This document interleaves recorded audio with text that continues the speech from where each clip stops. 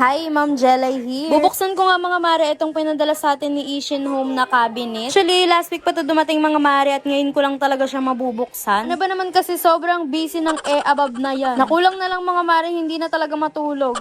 Cherry. Fairness nga dito sa ina-assemble ko mga mare, napakabilis lang din talaga niyang ayusin. 5 layer lang din naman to mga mare, kaya mabilis lang din talaga. Hinuli ko na nga mga mare ayusin itong nagsisilbing doorknob ng pintuan at pagkatapos yan ay yung likuran naman. Grabe nga mga mare, ngayon lang ako nag-assemble ng cabinet kaya hindi ko rin talaga in-expect na kakayanin ko siya. Kailangan naman talagang imposible yung mga bagay-bagay mga mare kapag gusto niyo yung gagawin niyo. Megan or share ko na nga lang din sa inyo mga mare na hindi na rin talaga ako masyadong umaasa na sasahod tayo uli dito sa Blue App. Pero hindi naman ibig sabihin nun mga mare ititigil na tayo sa pamimigay ng blessings dito dahil blessed pa rin naman tayo sa ibang apps na pinagtatrabahuan ko. Back to this video mga mare, inalis ko nga pala yung storage shelf ko dito sa may gilid at papalitan ko siya ng artificial na plant. Yes mga mare, peki lang yung halaman na yan. Parang yung tita mo lang.